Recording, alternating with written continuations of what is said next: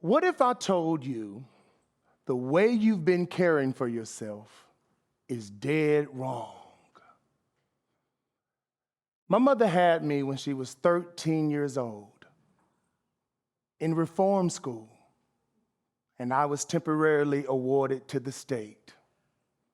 A month later, I was brought to my 29-year-old grandmother's home by social services to be raised with my 4.5-year-old uncle.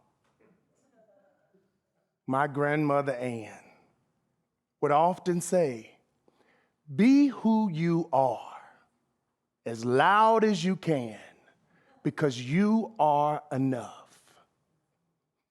My mother was present off and on growing up, and I finally went to live with her when I was 13. She did the best she could. She was wounded. She was traumatized. I remember the last time she walked me to class. I was in the 7th grade. I said, "Mom, I'll take it from here. You don't have to walk me to class. I got it." I was so embarrassed.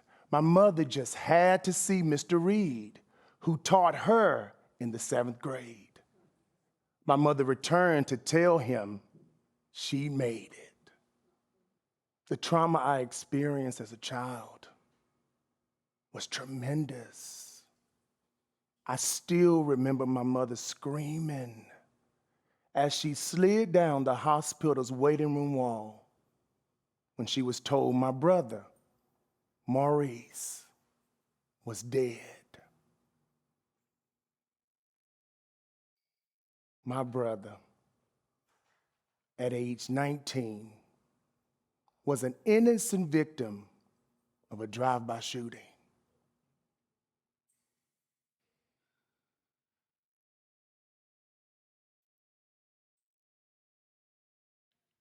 It was devastating to my family,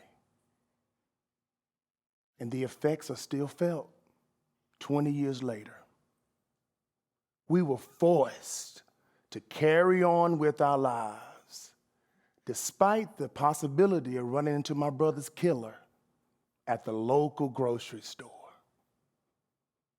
Together, we created a new normal, practicing compassion, empathy, and forgiveness rather than revenge. On October 5th, 2011, I was in a terrible car accident where I almost died. I recall people rushing over to me, yelling, "Hey, are you okay?" Soon after, I was in the ambulance, and the paramedic insisted I stay awake. I told her, "I don't know what's going on with me, but do you believe in the power of prayer?"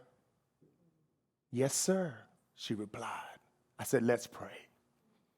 "Lord, I am yours, and this is not the end for me.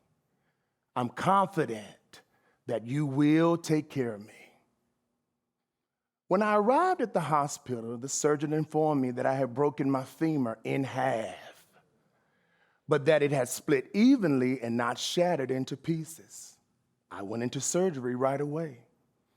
I spent 10 days in the hospital, 9 days in rehab with my wife, 8 months pregnant, sleeping on an inflatable mattress every night, talking about a sacrifice of love. Growing up, I didn't know anything about self-care. I did not know how to unpack and compartmentalize these things. I never heard the word self-care. One afternoon, my daughter Zoa said to me, "Daddy, you're grumpy." So I began to dig deep into my behavior and discovered a term called dysthymia, an unpleasant mood. Having my daughter Zoa is one of the joys of my life, and she helped me see I needed to address my personal trauma so I could be a better father. I never forget sharing my story with my first therapist. Ooh, we both were crying. I ended up consoling him. Oh, I wondered shortly after if I could get my copay reimbursed. The freedom I felt unpacking the things I had inherited and survived was incredible. I realized I had a choice to hang on to it or let it go. When things happen to us, it can feel like the world is a vampire sent to drain the life from us. Replenish yourself by making the necessary deposits into yourself that will keep you living your best in every moment. Refill your spirit, your joy, your love tank, your peace, and your power. To be successful at self-care, you must be deliberate. It is a conscious act to promote your own mental self-care. How you think influences your psychological well-being. Emotional self-care means having the healthy coping skills to deal with uncomfortable emotions. It's important to find someone to talk with or to write your feelings out as often as needed. The lack of self-care causes children to grow up into unguided, ill-equipped adults. What are you connected to? What is the purposeful meaning of your life? We are connected by our experiences. Spiritual self-care acknowledges everything that has happened to us has happened for a reason, and for us to discover the fullness of who we are. You know, I would argue that even if it causes a great deal of pain, spiritual self-care means turning your pain into gain. Use it or not. Find your tribe. Find people who support, love, motivate, and empower you. But don't forget to take care of yourself. You matter. Social self-care acknowledges it's so important to look inward and ask yourself, am I taking care of myself? You know, many of us who were or are wounded falsely believe we can heal ourselves by helping others be healed. Often our intentions are misled. If we take care of ourselves, we'll be a more productive member of our tribe. Any activity you do on purpose to improve your physical health is physical self-care.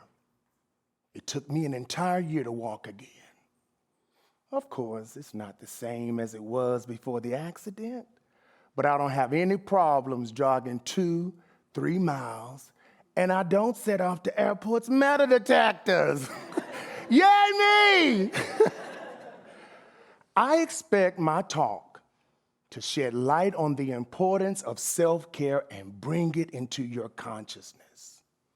It is a conscious act to promote your own total wellness.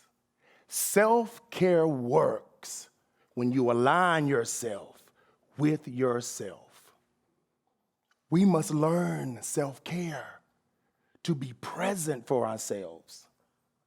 And then we will be able to truly be present for those who matter the most to us. During the safety briefing on an airplane, the flight attendant holds up an oxygen mask and declares, in the unlikely event of loss of cabin pressure, secure your mask first. It is your turn. Thank you.